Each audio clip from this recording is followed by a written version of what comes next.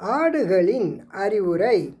ராமாயணத்தில் கடைசியில் ராமருக்கு பட்டாபிஷேகம் நடந்தது இல்லை, அதுக்கு பிறகு நடந்த ஒரு நிகழ்ச்சி இது. ராமர் ஆட்சி பண்ணிக்கிட்டு இருக்காரு. அப்போது கைகேயி அம்மா அவரை ஒரு நாள் பார்த்து கேட்டாங்களாம், பிறவி பெருங்கடலிலே வீழ்ந்து நான் தவிச்சிக்கிட்டு இருக்கேன், உன்னுடைய உபதேச மொழிகளை கேட்டுத்தான் நான் கரை சேரணும் அப்படின்னு சொன்னாங்களாம். அதுக்கு ராமர், அம்மா கவலைப்படாதீங்க, நாளைக்கு லட்சுமணன் உங்களை அழைச்சிக்கிட்டு போய் உபதேசம் பண்ணி வைப்பான் அப்படின்னு சொன்னார். தம்பி, நீ நாளைக்கு காலையில் ஒரு காரியம் செய், நம்ம கைகேயி அன்னைய பல்லக்கில் ஏற்றி சரையு நதிக்கரைக்கு அழைச்சிக்கிட்டு போ. அங்கே ஆட்டு மந்தைகள் இருக்கும். ஒரு முகூர்த்த நேரம் நம்ம அம்மா அந்த ஆடுகள் போடுற சத்தத்தை கேட்குற மாதிரி செய் அப்படின்னு சொன்னார். சரின்னு சொன்னார் லட்சுமணன். அடுத்த நாள் காலையில் அம்மாவை ஒரு பல்லாக்கில் ஏற்றினார், சரையு நதிக்கரைக்கு அழைச்சிக்கிட்டு போனார்.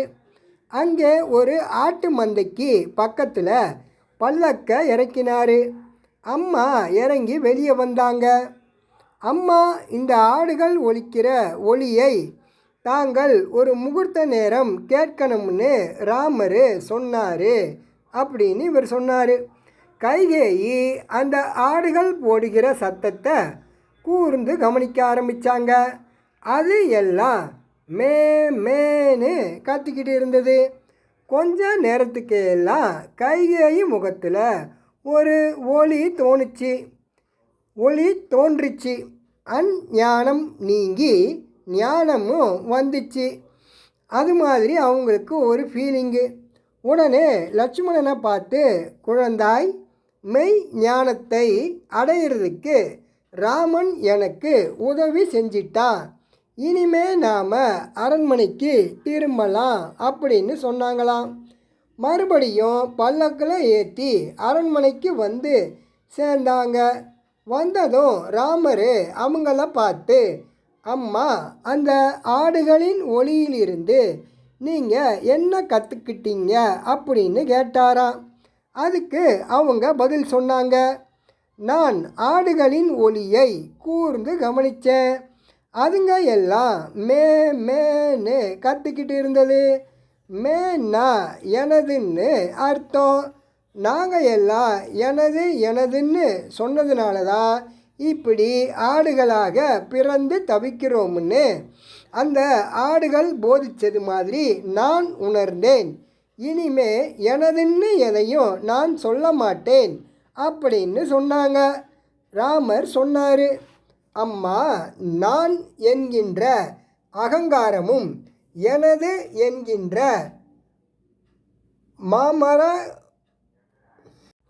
மமகாரமும் தான் நம்மை படுகுழியில் தள்ளுகின்றன. தங்களுக்கு ஞானம் வந்துவிட்டது, நான் தங்களுடைய மகன் என்கிறதுனால உபதேசம் செய்கிற உரிமை எனக்கு கிடையாது, அதனாலே தான் இப்படி செய்தேன் அப்படின்னு சொன்னாரா ராமர். பார்த்தீங்களா, ஆடுகள் போடுகிற சத்தத்தில் இருந்து கூட நாம் எவ்வளவு அர்த்தத்தை புரிஞ்சிக்க முடியுது பாருங்க. சில பேர் குழந்தைகள் போடுற சத்தத்தில் இருந்து கூட சில அர்த்தங்களை புரிஞ்சிக்கிறது உண்டு. ஒருத்தர் தன்னுடைய நண்பர் வீட்டுக்கு போனார். அங்கே ஒரு சின்ன குழந்தை சத்தம் போட்டு சுற்றிக்கிட்டு இருந்தது. உடனே இவர் அதை கூர்ந்து கவனித்தார், அந்த கைகேயி மாதிரி.